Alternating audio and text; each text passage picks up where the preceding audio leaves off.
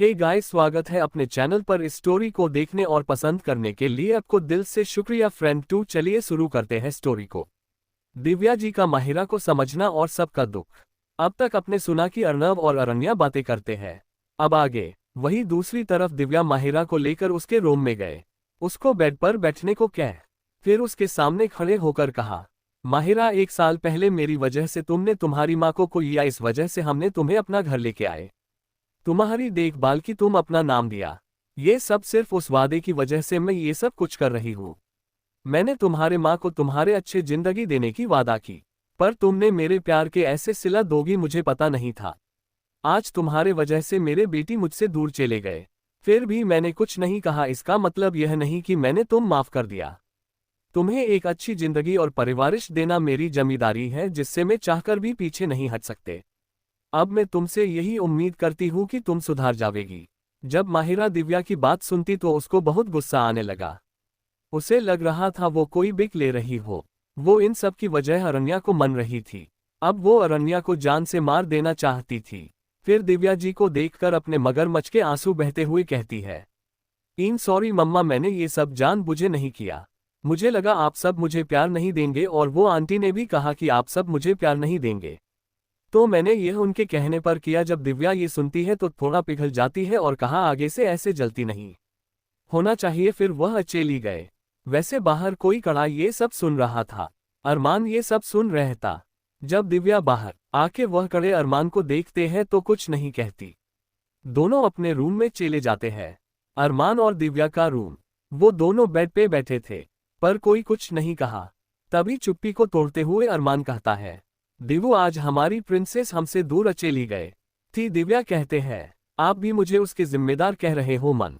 तो अरमान कहता है, मैं तुम जिम्मेदार नहीं ठहरा रहा हूँ दिवू। अरु, मैं तुमसे नाराज भी नहीं हूँ, क्योंकि उसके जाने की वजह तुम इकलौती नहीं हो, बल्कि हम सब भी उसका जिम्मेदार है। पर मैं एक बात से जरूर नाराज हूँ। ये सुनकर दिव्या जी उनको देखने लगती है। तो अरमान कहता है, जब तुम उसको बल बुरा कह रही थी, वो सुनकर मुझे बहुत बुरा लगा। तो वो खुद की माँ से वो साफ सुन रही थी, तो सोचो उसको कितना बुरा लगा होगा। ये सुनकर दिव्या जी सोच में पड़ गए। जब वो सब याद किया तो उसका दिल पसीज गया। वो तुरंत अरमान की गले लगकर कहने लगी, सॉरी मान, मैं बहुत बुरी ना हूँ, मुझे मेरी बेटी चाहिए मान। मैंने उसके साथ बहुत बुरा किया है मान। अब मुझे मेरी गलतियों को सुधारना है, प्लीज मान। तो अरमान उसके आंसू पोंछते हुए कहता है, अब हम कुछ नहीं कर सकते हैं दिव्यू सिवाय इंतजार के, पर अब मैं सिर्फ अपनी प्रिंसेस से प्यार करूंगा। मुझे जगत था शायद माहिरा अपने न के कोने के गुम में होगी, इसलिए मैं उससे थोड़ा प्यार देना चाहता था, पर इसमें मैं ये भूल गया कि मेरे प्रिंसेस को कितना बुरा लगा होगा। इसलिए मैंने ये फैसला कर लिया है कि उसको मेरा नाम तो मिलेगा, पर मैं उसको कोई प्यार नहीं दे पाऊंगा। वादे से तुम बंदी हो, मैं नहीं। तो दिव्या जी कुछ नहीं कहते हैं। तो अरमान आगे कहता है, हाँ, एक बात और याद रखना, तुम्हारी उस अडॉप्टेड बेटी की वजह से अगर मेरी बेटी यह घर में किसी को भी दुख हुआ तो जो सब मैंने उससे दिया वो सब मुझे लेने में वक्त भी नहीं लगेगा। अगर इस बार भी तुम उसको प्रोटेक्ट करने की कोशिश की तो वो पल हमारे रिश्ते का आखिरी दिन होगा। ये सुनकर दिव्या को थोड़ा बुरा लगा, क्योंकि वो मन से बहुत प्यार करती है। वो हमें सिर हिलाती है। थी अरमान उसको हक करके होता है, दिव्यू, मैंने तुमसे बहुत प्यार करता हूँ, और हमारे बच्चों को भी उतना ही प्यार करता हूँ, क्योंकि वो तीनों हमारे बच्चे हैं, हमारे प्यार के निशानियां जो हमारे परिवार को पूरा करते हैं, पर आज एक को हमसे दूर चली गए। तो दिव्या ने कहा, मैं समझ गए। हर्षित का रूम। इधर सभी भाई गुमसुम बैठे थे। तभी माहिर कहता है, ये सब कुछ हमारी गलती है। हमारी गलती की वजह से आज हमारे बहन हमसे दूर चली गए।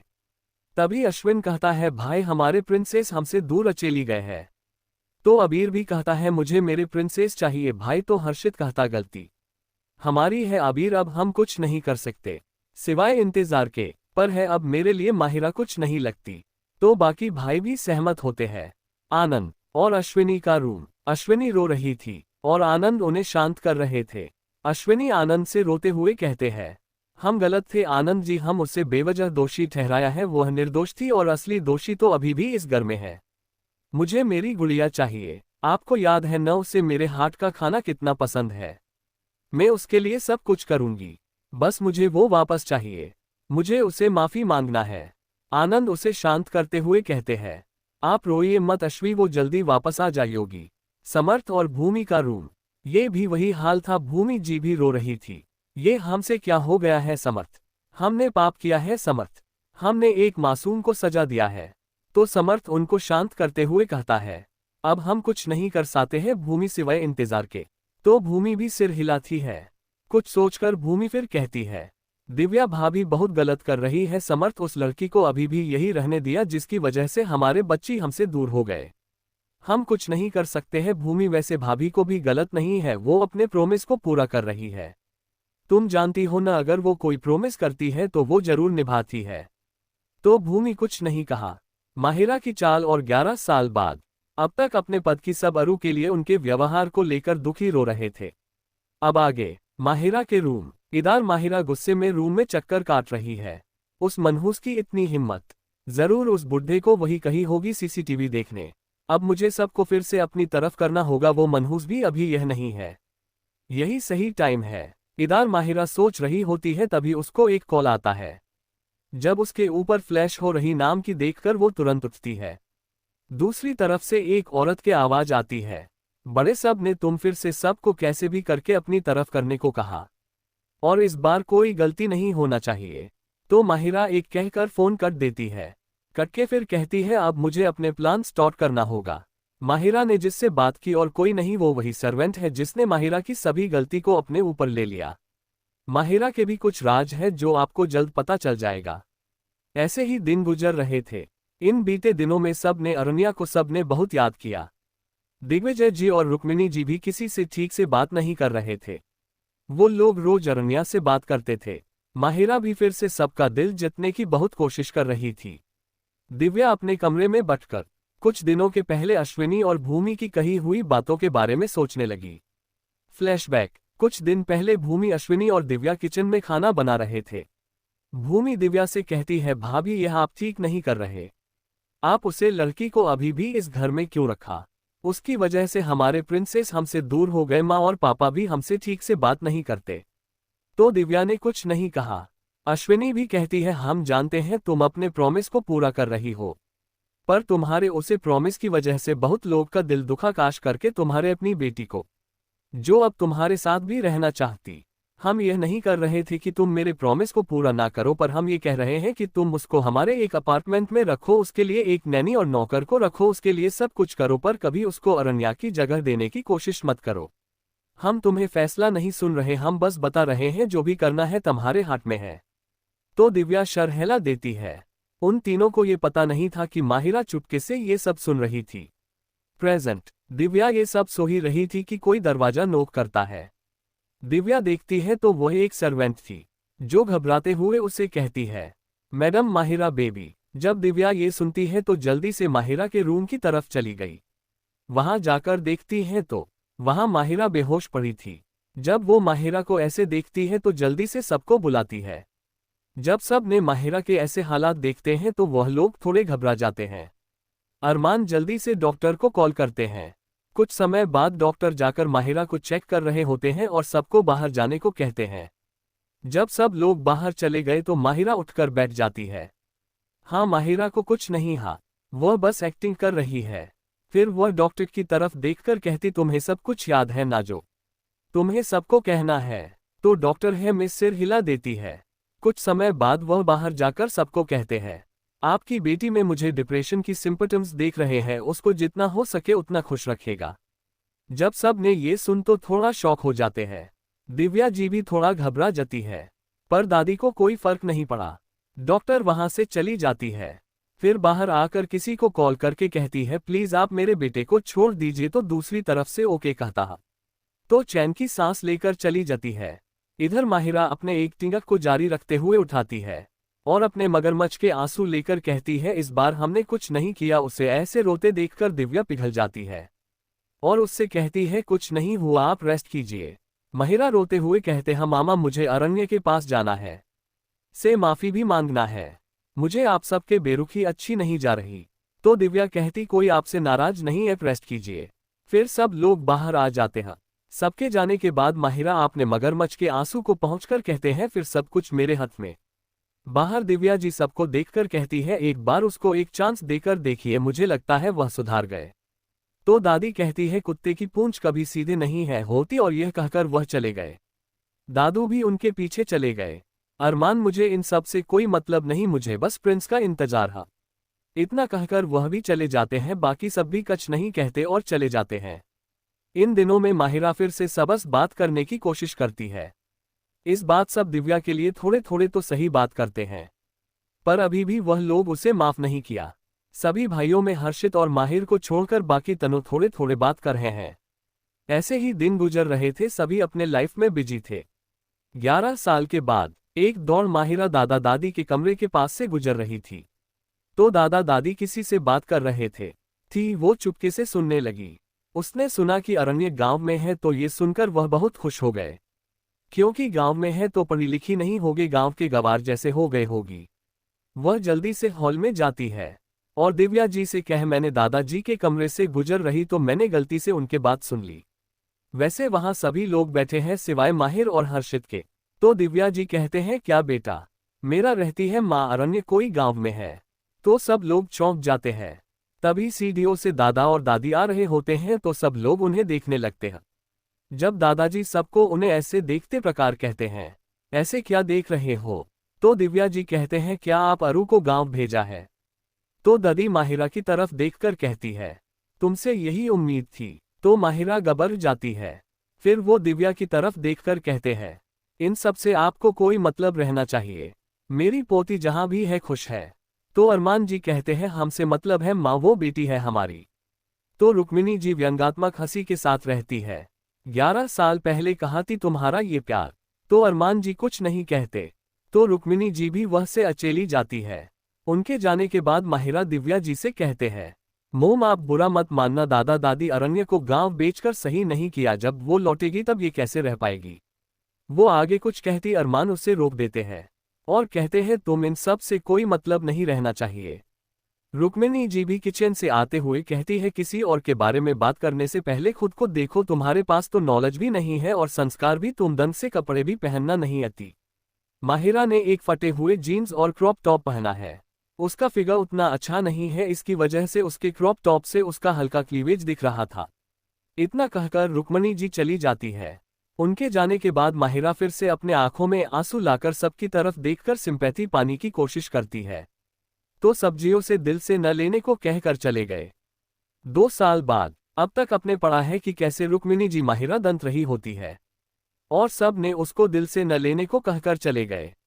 सबके जाने के बाद माहिरा अपने आप से कहती है, इस बुढ़िया को कुछ करना पड़ेगा, वरना ये हमेशा मेरे काम में नाक घुसती रहती।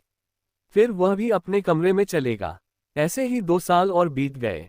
2 साल बाद हॉलबॉर्न, कैमडेन। हॉलबॉर्न के एक बहुत बड़ी बिल्डिंग जो 100 फ्लोर है, 100 फ्लोर के एक बहुत बड़ी केबिन, अंदर एक 20 साल की लड़की जो ब्लैक बिजनेस शूट में प्रेसिडेंट के चेयर में बैठी थी।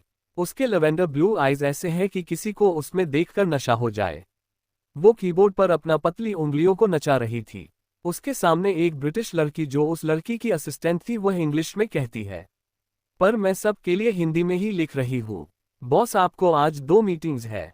थी वो लड़की कहती है, एक को अभी कर दो और एक रात को ऑनलाइन कर दो। तो वो लड़की सिर झुककर चली गए। उसके जाने के 10 मिनट बाद वो फिर से आए और कहा, बॉस सब मीटिंग के लिए रेडी है। तो वो लड़की एक कहकर चलने लगी। उसके और ऐसा था कि उसके और ऐसा है कि लोग उसके आगे सिर उठने के भी हिम्मत नहीं करते। वो लड़की जब मीटिंग रूम में इंटर करती है तो सब लोग खड़े होकर उसको ग्रीट करने लगते हैं।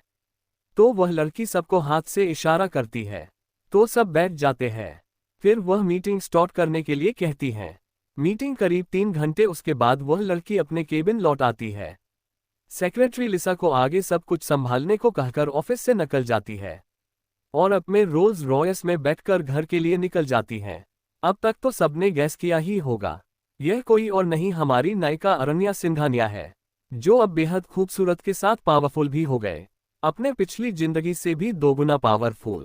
इनके बहुत ही सारी आइडेंटिटी है, जिसमें से एक एशिया के ही नहीं बल्कि पूरी वर्ल्ड में टॉप 10 और एशिया टॉप 1 एंड 2 दोनों में भी आती है। द इन्फिनिटी एम्पायर की फाउंडर और प्रेसिडेंट दोनों, और पूरे यूरोप में भी इनके सिक्के चलता है। इनको आज तक कोई नहीं देखा, ये हमेशा मुंह पे मास्क होता है और इनके आसपास हमेशा बॉडीगार्ड्स होते हैं। ऑफिस में काम कर रहे लोगों को भी उसके लेवेंडर ब्लू आइज के सिवा सच नहीं दिखता था। सभी लड़कों को तो उनके वो आइज देखकर कि दीवाने थे। सिर्फ लड़के नहीं, लड़कियां भी उसके दीवाने हैं। अब आगे अरण्या की कर सीधा हेवनली इंपीरियल में इंटर होती है, जो एक बड़े से महल जो कई एकड़ों में फैली हुए हैं, मार्बल स्टोन से बनी ताजमहल जैसा घर, सोरी घर नहीं महल। अरण्या कार से उतारती है और अंदर जाते हैं तो वहां अर्नव जी बैठे उसका इंतजार कर रहे थे। सिर्फ वही नहीं, वहां 2 और लड़के होते हैं। अरण्या सीधा जाकर अर्नव जी के पास बैठ जाती है। तभी वह सर्वेंट वहां पानी लेकर आती है। अरण्या पानी पीकर अर्नव जी को अपने इमोशनलेस फेस के साथ देखकर कहती है, आपने मुझे इतनी जल्दी क्यों बुलाया है आकाजान? तो अर्नव जी कहते हैं, ख्याल कल आप सच में जा रहे हो नूरे जान? थी अरण्या कुछ नहीं कहती, बस सिर हिला देती है। तो अर्नव जी भी कुछ नहीं कहते। थी अरण्या कहती है, डोंट वरी आकाजान, मैं सिर्फ 4 महीने ही उस घर में रहूंगी, फिर मैं आपके साथ ही रहूंगी। दादू की तबीयत ठीक नहीं है, इसलिए जा रहे हूँ। 2 हफ्ते बाद आप भी आने वाले हैं। वैसे हम सब से दूर हैं, सब हमसे मिलना चाहते हैं, पर हम उनसे दूर हैं, इसलिए हम जा रहे हैं। तो उनमें से एक लड़का कहता है, बॉस हम भी हैं न? तो अरण्या कहती है, तुम नहीं, सिर्फ निहाल आ रहा है।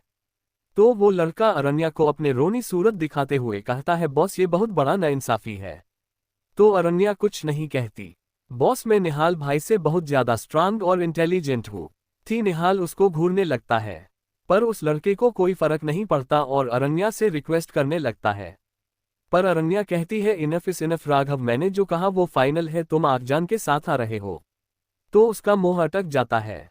वो जाकर निहाल के पास बैठ जाता है।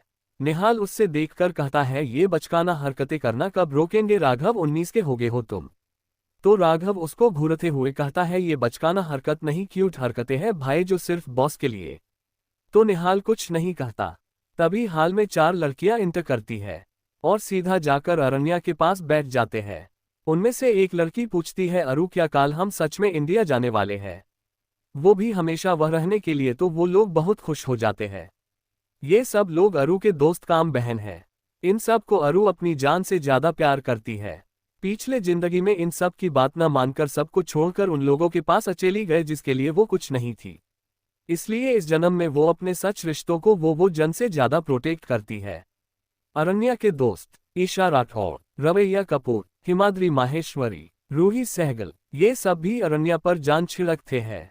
सिर्फ यही नहीं, इनके फैमिलीज भी, जो आगे जाकर आपको पता चल जाएगा। सब लोग थोड़ी देर बात करते हैं, फिर डिनर करके अपने रूम अकेली जाते हैं। अरण्या अपने रूम में आकर पहले अपनी मीटिंग अटेंड करते हैं, फिर वो बालकनी में जाकर रेलिंग के पास खड़ी होकर मन में कहती है, मैं आ रही हूँ डियर सिस्टर, कल से तेरे उल्टे दिन शुरू। फिर वो डेविल स्माइल करती है। वो बेड पर बैठकर पास की ड्रॉवर से स्लीपिंग पिल्स लेती है और उन्हें लेकर सो जाती है। अरण्या को इंसोम्निया है। वो पिल्स लेने के बाद भी मुश्किल से 3 घंटे ही सो पाती है। ये बात किसी को भी नहीं पता, अर्नव जी को भी। इंडिया वापस जाना और टक्कर।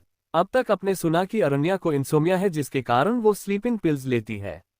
अब आगे हॉलबॉर्न, लंदन, हवेली इंपीरियल। अब तक सुबह के 6 बज चुकी थी। अरण्या अपने जॉगिंग और हॉर्स राइडिंग कंप्लीट करके अपने रूम में जाकर फ्रेश होकर रेडी होके आती है। उसने सिंपल कपड़े पहने हैं, simple black jeans, black neck crop top जो स्लीवलेस है। हाथ में ब्रांडेड वॉच और बिना मेकअप के अप्सरा से कम नहीं लग रही थी। वो अपने हाथ में ब्लैक कोट लेकर नीचे आकर देखते हैं तो अब तक सब लोग आगे और उसके वेट कर रहे थे। वो जाकर दूसरी हेड चेयर पर बैठ जाती है, क्योंकि एक हेड चेयर पर अर्नव जी बैठे थे। तभी रव्य कहती है, अरु क्या तुमने इंडिया में भी बिल्कुल ऐसे ही महल खरीदा है? तो अरु ने कुछ नहीं सुना, बस है में सिर हिला दी। सब अरण्या के व्यवहार से वाकिफ थे। जब उसको जरूरत लगे तभी बात करती है। सबने ब्रेकफास्ट कर लिया। अरण्या के साथ उसके 4 दोस्त और निहाल एयरपोर्ट के लिए निकल जाते हैं। फिर वो लोग एयरपोर्ट पहुंचकर अपने प्राइवेट जेट में बैठकर वो लोग इंडिया के लिए निकल जाते हैं। New York airport. वहीं दूसरी तरफ नई यॉर्क एयरपोर्ट के सामने एक मर्सिडीज की लाबी लाइन आकर रुकती है। मिडिल में रोल्स रॉयल्स है। एक बॉडीगार्ड आकर डोर कथा है तो एक लाबी पैर जो ब्रांडेड ब्लैक शूज पहने वो बाहर आती है। फिर उस कार से एक लंबी और डैशिंग पर्सनैलिटी बकर आती है। वो एयरपोर्ट में जाने लगता है। उसके पीछे उसका असिस्टेंट और बॉडीगार्ड्स चल रहे थे। उन सबके यूनिफॉर्म पर आरएसओ की एक यूनिक लोगो है। वो शख्स भी जाकर अपने जेट में बैठकर इंडिया के लिए निकल जाते हैं। India, Singhania mention. सब लोग हॉल में ही थे। आज हर्षित और माहिर भी यही थे। वो लोग जब से ग्रेजुएट हुए थे माहिरा के चिपकूपन के परेशान होकर वो लोग हमेशा अपने ऑफिस में रहते हैं और सबके सोने के बाद आते हैं। पर आज पता नहीं क्यों उन दोनों को घर में रहने का मन किया तो ऑफिस नहीं गए। आज दादा दादी दोनों हाल में बैठे हैं और दादी सब सर्वेंट्स को इंस्ट्रक्शंस दे रही थी। आज इतने साल बाद उनके चेहरे पर खुशी देखकर सब हैरान के साथ खुश भी थे। तभी अश्विनी जी रुक्मिणी जी से पूछते हैं, माँ आज आप इतना खुश क्यों है और यह सब तैयारियां किस लिए, क्या कोई मेहमान आ रहे क्या? रुक्मिणी जी उनके कोई जवाब नहीं देती। वो आज के दिन उन सब का मुंह नहीं लगना चाहती। उनको चुप देखकर दिग्विजय जी कहते हैं, मेहमान नहीं, इस घर की प्रिंसेस आ रही है। तो सब लोग शॉक हो जाते हैं, सिर्फ वही माहिरा जो सीढ़ियों के पास खड़ी थी वो शॉक हो जाती है। फिर वो अपने मन में कहती है, तो वो गांव के गवार आ रही है। वैसे अच्छी बात है, अब मैं उस मनहूस को ऐसे सबक सिखाऊंगी कि वो मुझे देखकर कंपनी लगेगी। फिर वो डेविल स्माइल करने लगी। वही बाकी सब बहुत खुश थे, वो इतने दिनों बाद अपने प्रिंसेस को देखने के लिए बहुत एक्साइटेड हैं। पर उन सब की एक्साइटमेंट पर ब्रेक लगते हुए दिग्विजय जी कहते हैं, सब मेरे बात को याद रखिए, आप सब में से कोई उससे बात करने की कोशिश नहीं करेंगे। अगर वो आप सबकी वजह से परेशान हुए, रोमांच से बुरा कोई नहीं होगा। रुक्मिणी जी भी दिव्या जी की तरफ देखकर कहती, हली भी नहीं। तो दिव्या जी उनके इशारे समझाती है और अपना सिर हिला देती है। तभी वह एक सर्वेंट आके रुक्मिणी जी से कहता है, बड़ी मालकिन प्रिंसेस के लिए हमने पूरा फ्लो को क्लीन कर लिया है। दिग्विजय जी जब से अरण्या गए हैं उसके लिए एक नई फ्लो बनवाई है, क्योंकि माहिरा के आने से पहले जो रूम अब माहिरा रहती थी वो रूम असल में अरण्या की थी, जो उसने दिव्या जी से कहकर छीन लिए। अब अरु के जाने के बाद दिग्विजय जी ने अपने पोती के लिए पूरा फ्लो ही बनवा दिया, जिसमें सब कुछ है, जिम रूम से लेकर स्विमिंग पूल तक। इसलिए माहिरा अरु से और भी जलने लगी। रुक्मिणी जी फिर से सब कुछ चीज करने के लिए चली गए। वही उनके जाने के बाद दिग्विजय जी और माहिरा को छोड़कर सबके दिमाग में एक ही बात चल रही है, कैसे वो लोग अरु के आने के बाद उसको मनाएंगे और उसको सबसे ज्यादा करेंगे। पर उन सब को क्या पता अरण्या आकर उन सब के प्लान पर पानी फेरने वाली है। कुछ घंटे बाद मुंबई एयरपोर्ट, अरण्या की जेट आकर मुंबई एयरपोर्ट पर रुकती है और वो बाहर निकलते हैं और बाहर जाने लगते हैं। अरण्या ने भी ब्लैक मास्क और उसके साथ अनकों पे शेड्स पहन रखा था और अपने फोन में मेल्स चेक करते हुए चल रहे थी। उसके पीछे उसका असिस्टेंट निहाल और उसके फ्रेंड भी आ रहे थे। सब लोग उन सबको मूड मूड कर देख रहे थे। वो लगी इतनी खूबसूरत है, एकदम कोरियन पिक्चर से निकली एक्टर्स की तरह। कुछ लोग तो उनके फोटो भी लेने लगे थे। वहीं दूसरी तरफ एक शख्स वहां खड़ा किसी से फोन में बात कर रहा था। तभी उसका किसी के साथ जोरदार टक्कर हो जाता है। टक्कर इतना तेज थी कि दोनों के फोन्स गिर जाते हैं और उस लड़की की शेड्स भी निकल जाते हैं। तभी उसके ऑलिव ग्रीन उनके किसी लैवेंडर ब्लू आइज से मिलते हैं। हाँ, उसका टक्कर अरण्या के साथ ही होता है। एक सेकंड के लिए सब कुछ रुक जाता है। एक पल के लिए दोनों की धड़कनें बढ़ जाती है। फिर अरण्या जल्दी से होश में आकर नीचे पड़ी, अपना फोन लेकर वह से निकल जाती। उसके साथ ही हमारे नमूने जो शॉक में खड़े थे वो भी चले जाते हैं। वो शख्स उसके जाने के 5 मिनट होश में आता है, फिर अपने आसपास देखता है पर उसे अरण्या कहीं नहीं दिखती। इधर सब दोस्त अपने घर के लिए निकल गए। अरण्या भी निहाल के साथ सिंघानिया मेंशन के लिए निकल गए। निहाल दादू को ऑन थे वे का मैसेज करता है तो वो तुरंत रुक्मिणी जी से कहते हैं प्रिंसेस रास्ते में है। तो रुक्मिणी जी सेवनेट को बाहर जाने को कहती है और जब गाड़ी के साउंड आई थी तुरंत उन्हें बताने को कहती है। बाकी सब भी बहुत एक्साइटेड थे। अरमान जी और दिव्या जी की धड़कनें बढ़ने लगी, आखिर इतने सालों बाद अपने बेटी को दिखाने वाले थे। अरण्या का सबको इग्नोर करना। अब तक आप सब ने पढ़ा कि अरण्या का किसी शख्स की टक्कर हो गए है और सिंघानिया मेंशन में सब उसका इंतजार करने लगते हैं। सिंघानिया मेंशन हॉल में सभी लोग बैठे हुए थे। तभी वो नौकर आकर दादी से कहता है, मालकिन प्रिंसेस आ गए। तो सब लोग बाहर चले जाते हैं। जब वो लोग लगते हैं कि एक मर्सिडीज कार मेंशन के अंदर आ रही तो सबके धड़कनें बढ़ जाती है। कार उन सबके सामने आकर रुकती है और पहले उसमें से निहाल उतरता है। जब सबने निहाल को देखा तो उन सबको कुछ समझ में नहीं आती है। वही निहाल जाकर बैकसीट का डोर ओपन करता है तो एक खूबसूरत आकृति बाहर आती है। अरण्या अभी भी अपना मास्क और शेड्स पहन रखा था, क्योंकि वो कार में एक ऑनलाइन मीटिंग अटेंड कर रही थी। फिर वो अपने शेड्स निकलती तो सबको उसके लवेंडर ब्लू आइज दिखने लगते हैं। जब सब ने उसके अंकों को देखा तो पहचान गए। अरण्या अपनी मास्क को भी उतर दे है तो सब उसे देखते ही रह गई, क्योंकि आज तक वो लोग इतनी खूबसूरत लड़की नहीं देखा। सभी लोग उसमें कहीं खो ही चुके थे। माहिरा भी एक पल के लिए कुछ चुकी थी पर वो जल्दी होश में आती है। और जब वो अरण्या को इतना खूबसूरत देखती है तो जल बनकर राख हो जाती है, क्योंकि वो अरण्या से 1% भी खूबसूरत नहीं थी। वही अरण्या जाकर दादू के पैर छूती है तो दादू जात से उसे अपने गले लगा लेते हैं। तभी अरण्या हल्की स्माइल के साथ अपने प्यारी आवाज में कहती है, कैसे हो आप दादू? थी दिग्विजय जी कहते हैं, आपके बिना इतने दिन कैसे गुजरे सिर्फ हम ही जानते हैं बेटा। जब वो दादू के जवाब सुनती है तो उसे थोड़ा बुरा लगता है।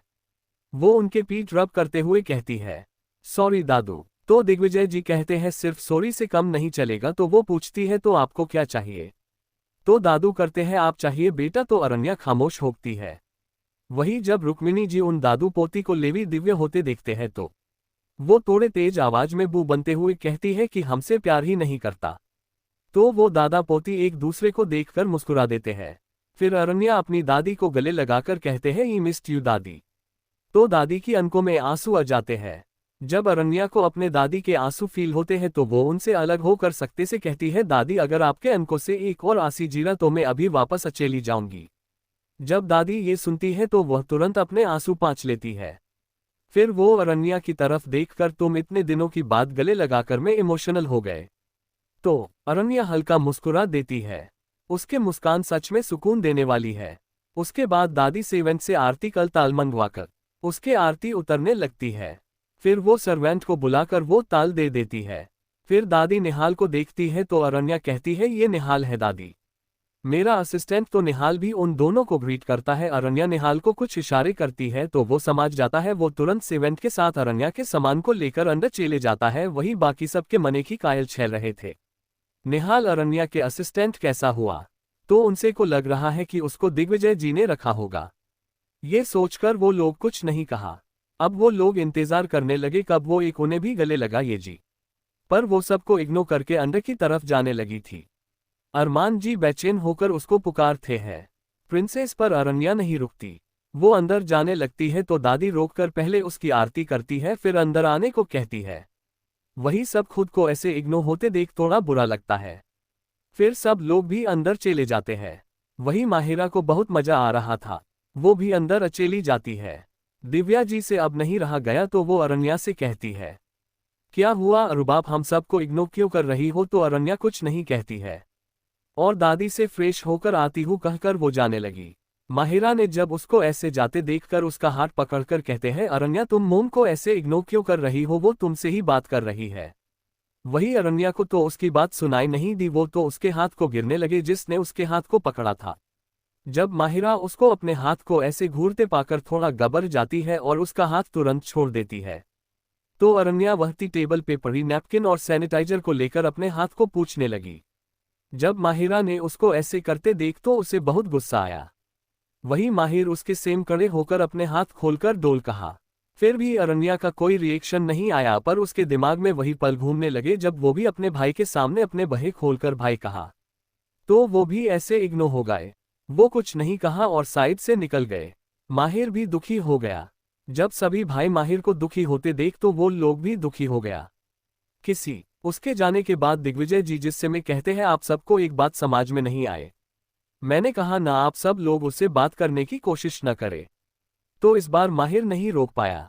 उसने कहा, बहन है वो हमारी, दादाजी कैसे बात न करे? तो दादाजी ने कहा, जैसे 14 साल पहले करते थे वैसे ही। तो सबके सिर झुक जाते हैं।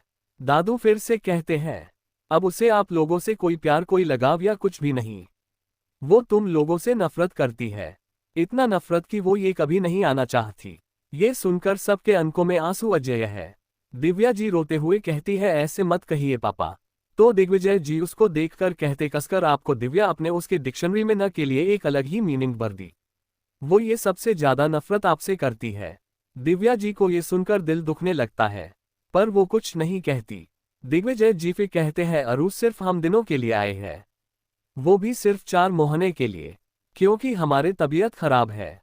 हम चाहते हैं हम कहीं टिकना हो। तभी वह सबको अरण्या की तेज आवाज सुनाई देता है, कबारदार दादू अपने फिर से ऐसे बात कहो तो मुंह तक नहीं दिखाऊंगी आपको। अरण्या का सबको इग्नोर करना।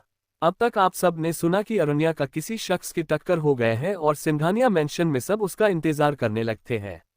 सिंघानिया मैंशन हॉल में सभी लोग बैठे हुए थे। तभी वो नौकर आकर दादी से कहता है, मालकिन प्रिंसेस आ गए तो सब लोग बाहर चले जाते हैं।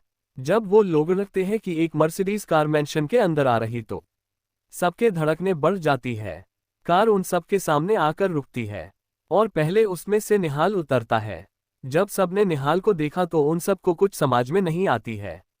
वही निहाल जाकर बैकसीट का डोर ओपन करता है तो एक खूबसूरत आकृति बाहर आती है। अरण्या अभी भी अपना मास्क और शेड्स पहन रखा था क्योंकि वो कार में एक ऑनलाइन मीटिंग अटेंड कर रही थी। फिर वो अपने शेड्स निकलती तो सबको उसके लवेंडर ब्लू आइज दिखने लगते हैं। जब सब ने उसके अंकों को देखा तो पहचान गए। अरण्या अपनी मास्क को भी उतर दे है तो सब उसे देखते ही रह गई, क्योंकि आज तक वो लोग इतनी खूबसूरत लड़की नहीं देखा। सभी लोग उसमें कहीं खो ही चुके थे। माहिरा भी एक पल के लिए कुछ चुकी थी पर वो जल्दी होश में आती है और जब वो अरण्या को इतना खूबसूरत देखती है तो जल बनकर राख हो जाती है, क्योंकि वो अरण्या से 1% भी खूबसूरत नहीं थी। वही अरण्या जाकर दादू के पैर छूती है तो दादू जात से उसे अपने गले लगा लेते हैं। तभी अरण्या हल्की स्माइल के साथ अपने प्यारी आवाज में कहती है, कैसे हो आप दादू? थी दिग्विजय जी कहते हैं, आपके बिना इतने दिन कैसे गुजरे सिर्फ हम ही जानते हैं बेटा। जब वो दादू के जवाब सुनती है तो उसे थोड़ा बुरा लगता है। वो उनके पीठ रब करते हुए कहती है, सॉरी दादू। तो दिग्विजय जी कहते हैं, सिर्फ सॉरी से कम नहीं चलेगा। तो वो पूछती है, तो आपको क्या चाहिए? तो दादू करते हैं, आप चाहिए बेटा। तो अरण्या खामोश होती है। वही जब रुक्मिणी जी उन दादू पोती को लेवी दिव्य होते देखते हैं तो वो थोड़े तेज आवाज में बू बनते हुए कहती है कि हमसे प्यार ही नहीं करता। तो वो दादा पोती एक दूसरे को देखकर मुस्कुरा देते हैं। फिर अरण्या अपनी दादी को गले लगाकर कहते हैं, ई मिस्ड यू दादी। तो दादी की आंखों में आंसू आ जाते हैं। जब अरण्या को अपने दादी के आंसू फील होते हैं तो वो उनसे अलग होकर सकते से कहती है, दादी अगर आपके आंखों से एक और आंसी जीरा तो मैं अभी वापस चली जाऊंगी। जब दादी ये सुनती है तो वह तुरंत अपने आंसू पोंछ लेती है। फिर वो अरण्या की तरफ देखकर, तुम इतने दिनों की बात गले लगाकर मैं इमोशनल हो गए। तो अरण्या हल्का मुस्कुरा देती है। उसके मुस्कान सच में सुकून देने वाली है।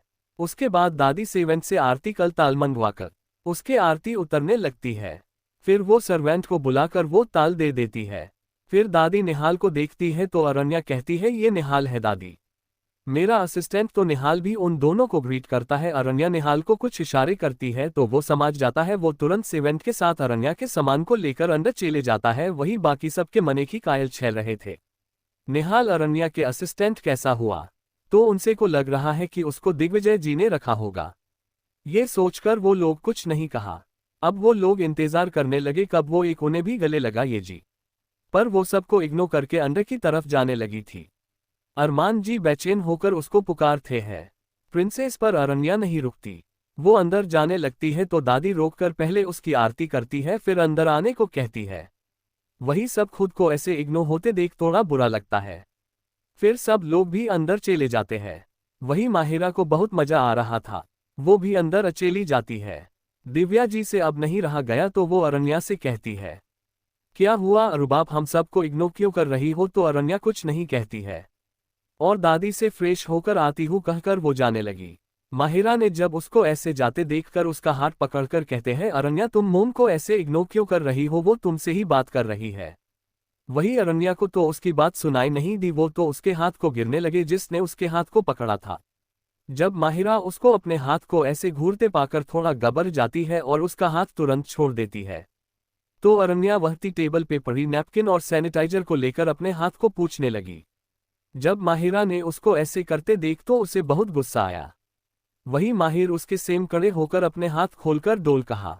फिर भी अरण्या का कोई रिएक्शन नहीं आया, पर उसके दिमाग में वही पल घूमने लगे जब वो भी अपने भाई के सामने अपने बहे खोलकर भाई कहा।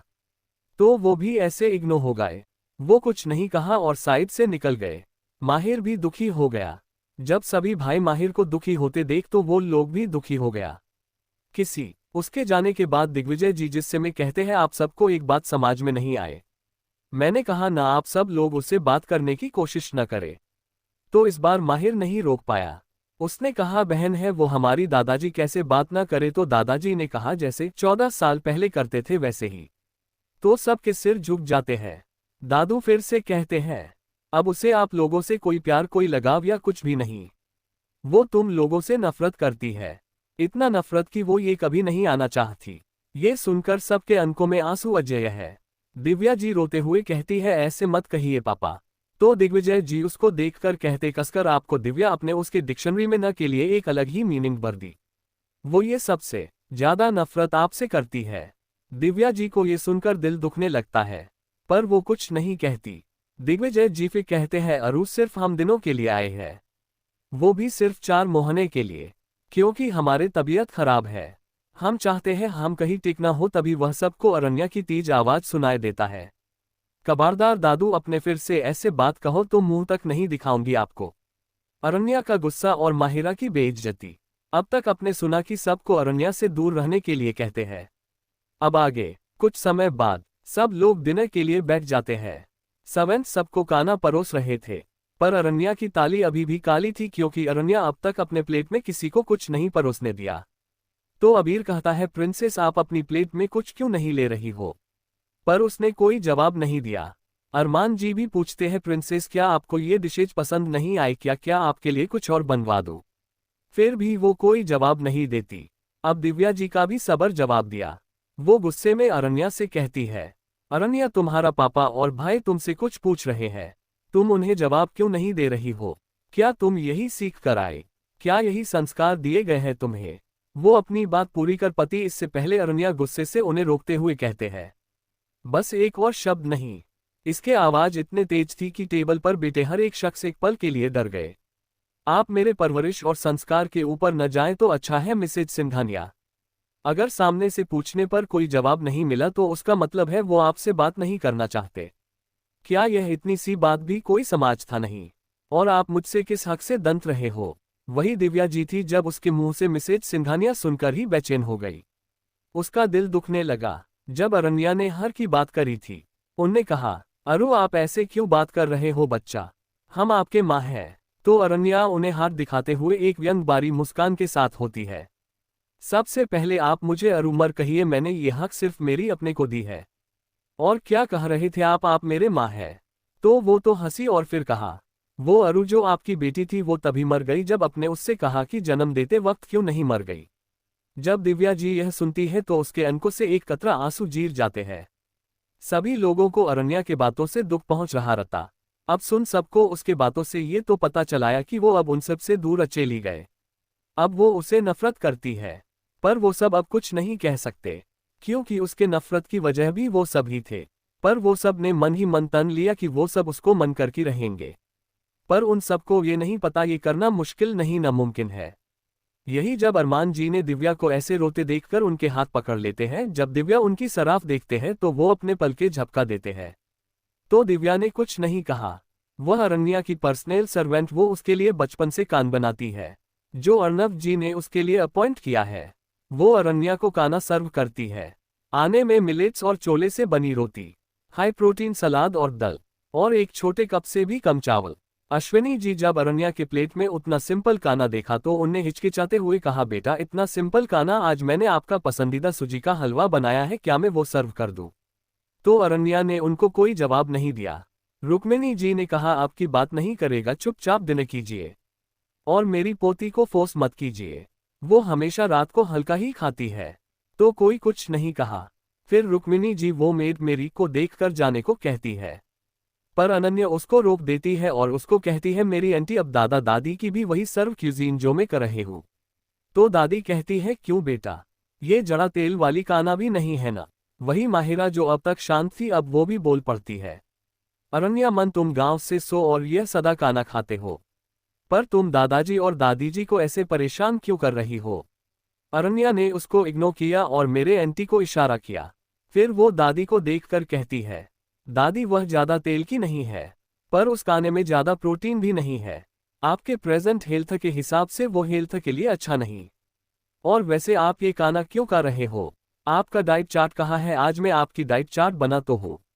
तो माहिरा कहती है, अरण्या तुम खाने की इंसल्ट कैसे कर सकते हो? तुम कोई डॉक्टर नहीं हो, और वैसे भी दादी को मुंबई के बेस्ट डॉक्टर उन्हें ट्रीट कर रहे हैं। सबको माहिरा का लहजा अच्छा नहीं लगा। हर्षित और माहिर तो उसको घूर रहे थे, पर सबको उसके बात ठीक लगा, पर किसी ने कुछ नहीं कहा, क्योंकि अभी दिव्या जी ने उसको पहले ही नाराज कर दिया। माहिरा अभी भी नहीं रुकी वो और बोली, और तुम हाथ से क्यों कर रही हो? तुम पता नहीं क्या हाथ में बहुत बैक्टीरिया होती है और तुम ऐसे हाथ से कर रहे हो। अब सबको उस पर गुस्सा आने लगा। अरमान, हर्षित, माहिर और दिव्या को भी बहुत गुस्सा आया। वो लोग कुछ कहते इससे पहले ही अरण्या ने टेबल पर अपना हाथ मारा और अपने बालों पे हाथ घूमते हुए गुस्से से माहिरा को देखने लगी। माहिरा थी, उसके आंखें देखकर ही डर गए। अरण्या ने माहिरा को देखकर जिस्से से कहती है, कुछ कह नहीं रहा हूं, इसका मतलब यह नहीं कि मैं सुन रहा हूं, मैं कचरे की बातें नहीं सुनती। जब अरण्या ने माहिरा को कचरा कहा तो भूमि और रेहान को हंसी आ गई, पर वो दोनों कूद को रोक लिया। वही माहिरा को बहुत गुस्सा आने लगा। वैसे सिंघानिया परिवार में अब कोई भी माहिरा को उन पसंद नहीं करते, वो लोग सिर्फ दिव्या जी के लिए उसे बर्दाश्त कर रहे थे। तभी अरण्या फिर कहती है, मुझे पता है क्या करना है क्या नहीं, मुझे तुम जैसे कचरे से सलाह लेने की जरूरत नहीं। रुक्मिणी जी को तो बहुत मजा आ रहा था। अरण्या फिर कहती है, और हाथ में बैक्टीरिया होता है ये छोटे बच्चों को भी पता है, पर तुम्हें ये नहीं पता कि माइथोलॉजिकली हाथ के 5 उंगलियों में 5 तत्व होते हैं जो हमारे उम्र बढ़ते हैं और हमारे अंदर ऊर्जा बढ़ते हैं। और साइंटिफिकली भी हमारे हाथ में ऐसे एंजाइम्स होते हो हमारे इम्यूनिटी को बूस्ट करते हैं। ये सब सुनकर सब लोग अचंभे होकर उसको देखने लगे। अरण्या उठकर जाने लगी तो दादी उसे रोककर कहती है, बेटा खाने पर नहीं उतारते। तो राय फिर से बैठकर खाने लगी। सब लोग अब चुपचाप खाने लगे। दादू दादी भी अरण्या जो खा रही थी वही खाने लगे। तभी अरण्या की फोन बजने लगते हैं। मनीष जी का कॉल। अब तक अपने सुना कि अरण्या माहिरा का बेइज्जती करती है और उसको किसी का कॉल आता है। अब आगे। अरण्या जो गुस्से में थी, जब उसने कॉलर ईद देखा तो उसका गुस्सा थोड़ा शांत हो गया। वो फिर से उठकर जाने लगी तो दादाजी ने उसे रोक दिया और यही बात करने को कहा। तो अरण्या वही कॉल पिक किया और फोन को स्पीकर पे दे दिया, क्योंकि उसके फिंगर्स पर अभी भी काना है। दूसरी तरफ कोई हेलो कहते हैं तो अरु भी हेलो डेट कहती है। वही अरण्या के मुंह से किसी और के लिए डेट सुनकर सबको एक शौक लगा, सिवाय दादा दादी के। वही अरमान जी का तो दिल दुखने लगा। वो अपनी बेटी के मुंह से 14 साल से डेडा सुनने के लिए तरस गए। वही अब उसके मुंह से किसी और के लिए डेट सुनकर वो टूट गए। दिव्या जी उनका दुख समझ सकती थी। वही फोन के दूसरी तरफ से मनीष जीजू जो रवैया के डैड पर अरण्या को आपने बेटी से ज्यादा प्यार करते हैं, वो कहते हैं, अरु बच्चा आप घर क्यों नहीं आए? हम आपके मम्मा भाई और दादू लोग तुम याद कर रहे हैं। तुम पता है ना हम सब तुमको कितना प्यार करते हैं और तुम्हारा कितना इंतजार कर रहे हैं। हेलो बेटा, क्या आपको मेरा आवाज आ रही है? आप बात क्यों नहीं कर रहे हो? तो अरु एक गहरी सांस लेकर कहती है, डैड अगर आप गैप देंगे तब न मैं बात करूं। तो मनीष जी हंसते हुए कहते हैं, सॉरी बेटा थोड़ा एग्जिट हो गया था। तो अरण्य रहती है, ITS ओके डैड। दादू दादी का तबीयत ठीक नहीं थी इसलिए मैंने सिंघानिया मेंशन में रहने आई। तो मनीष जी कहते हैं, आई डोंट केयर बेटा, we miss you a lot and I am coming tomorrow to pick you up. Aranya कुछ कहती से पहले मनीष जी से उनकी वाइफ निधि जी उनसे फोन लेकर रहती है, मुझे कोई बहाना नहीं सुनना, मुझे मेरी बेटी कल मेरी आंखों के सामने चाहिए। तो अरण्य कुछ न कहती, क्योंकि उसे कुछ कहने से पहले ही फोन काट चुका था। अरण्या ने गहरी सांस लेकर अपना खाना कंप्लीट करती है, फिर दादू दादी की तरफ देखकर दादू में सोने जा रही है। आप भी अपने मेरे से लेकर सो जाए।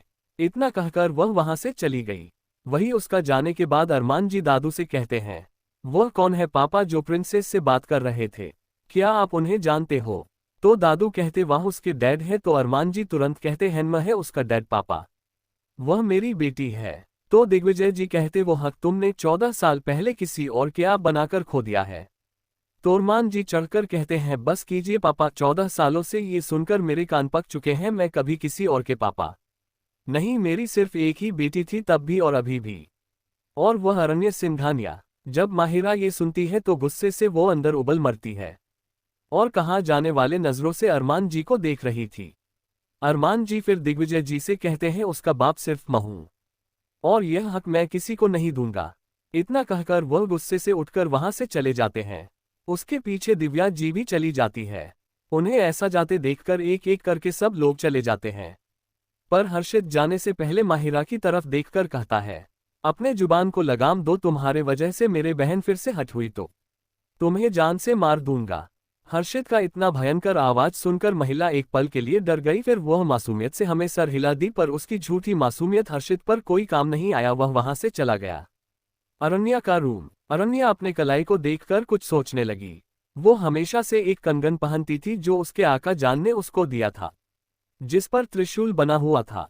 वो सोचने लगी यह कहाँ जीर गया होगा।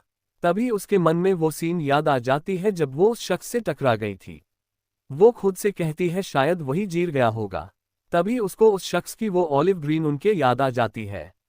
उन्हें याद कर अरण्या का दिल की धड़कन बढ़ने लगती है। फिर वो अपने सिर जातक कर स्लीपिंग पिल्स लेकर सो जाती है। अगले दिन सुबह सिंघानिया मैंशन। अरण्या रोज की तरह 5 बजे उठकर जॉगिंग करने गए। हर रोज हर्षित और माहिर भी जॉगिंग करने आते थे, उनके साथ अश्विन, अबीर और रेहान भी आते थे। जब वह लोग अरण्य को जॉगिंग करते देखे हैं तो उसे ज्वाइन करते हैं। हर्षित उससे बात करने की कोशिश करते हुए कहते हैं गुड मॉर्निंग अरू, पर अरण्या कोई जवाब नहीं देती। अश्विन भी आकर उसे गुड मॉर्निंग कहता है। ये देखकर वो अपनी स्पीड बढ़ा देती है। वह लोग भी उसके मैच करने के लिए उसके साथ दौड़ने लगते हैं, पर उसका स्पीड मैच नहीं कर पाते। अश्विन फिर से उससे बात करने की कोशिश करता है, पर अरण्या कहती है मिस्टर अश्विन सिंघानिया, प्लीज आप मुझसे जितना दूर हो सके उतना दूर रहे, वरना आपके मुंह आकर कहती मैंने आपको कुछ कर दिया, मुझे बेवजह किसी के ताने नहीं सुनने। इतना कहकर वह चले गए। वही अश्विन जब अरण्य की बात सुनता है तो उसके आंखों से आंसू आ जाते हैं। वो हर्षित से कहता है हर्षित भाई, हमने उससे बहुत हट किया है, क्या वो हमें कभी माफ कर पाएगी? हर्षित कोई जवाब नहीं देता क्योंकि उसके पास भी सवाल का जवाब नहीं थी। सभी भाई दुखी होकर आना चले जाते हैं। ब्रेकफास्ट के टाइम से ही लोग आके डाइनिंग टेबल पर सब लोग आकर बैठ जाते हैं और सब लोग अन्य का वेट करने लगते हैं। थोड़ी देर बाद आदरणीय अभी आ जाती है। वह आज व्हाइट कलर के क्रॉप टॉप, व्हाइट कलर की जीन्स, उसके ऊपर व्हाइट कलर के फीट कार्डिगन जैकेट पहना था, हाथों में ब्रांडेड वॉच, पैरों में व्हाइट शूज पहन कर आ गए। वॉकर डाइनिंग टेबल पर बैठकर उसका बेड थे ही सर्वेंट आकर सबको खाना परोसने लगते हैं। अरण्य ने एक नौकर को देखकर कहती है आज से तुम्हारा छुट्टी है। तो वह रोकर कब्र जाती है और कहती है मैं कुछ नहीं किया, मुझे मत निकालिए। तो अरण्य रहती है मैंने कब कहा तुमने कुछ किया, मुझे बस तुम पसंद नहीं आई, वैसे भी घर में नौकरों की कोई कमी नहीं, तो तुम जा सकते हो। दोनों कर कहती है पर मुझे बेवजह क्यों निकल जा रहे हो आप? तो अरण्य कहती है मुझे तुम पसंद नहीं आई। फिर वह दिग्विजय जी की तरफ देखकर कहती है दादू क्या मैं इस नौकर को निकाल सकती हूँ? दादू सोचते हैं मेरे पोती बेवजह कुछ नहीं करती, इसका मतलब कुछ तो बात है। ये सोचकर वह अरण्य को है कह देता है। तो अरण्य उस नौकर को देखकर कहती है तुम जा सकते हो। वही माहरा में जब अरण्य को ऐसे करते देखती है तो वह उसे डांटे हुए कहती है अरण्य तुम ऐसे से कर सकती हो, उसे नौकर की एक घर है। दिव्या जी भी कहती है और आप ऐसे किसी को कैसे निकाल सकते हो बेटा, उसका भी कोई घर है। तो अरण्या कहती है तो मैंने कब कहा उसका कोई घर नहीं है, उसको तो कहीं भी काम मिल जाती है, क्योंकि यह सिंघानिया मिशन में काम कर रही है मिसेज सिंघानिया। फिर वह दादू की तरफ देखकर कहते हैं दादू मुझे अब कोई आर्गुमेंट्स नहीं चाहिए, क्या ये नौकर को निकाल रहे हो या नहीं? फिर वह उसे नौकर को देखकर कहती है तुम सैलरी की कोई चिंता मत करो, तुम्हें डबल सैलरी मिल जाएगी। वह नौकर कुछ कहती उससे पहले उसके फोन पर एक मैसेज आती है। जब वह नौकर वह मैसेज पढ़ती है तो उसके पैर कांपने लगते हैं। वह तुरंत अरण्या को देखकर धन्यवाद का कहकर अचेली जाती है।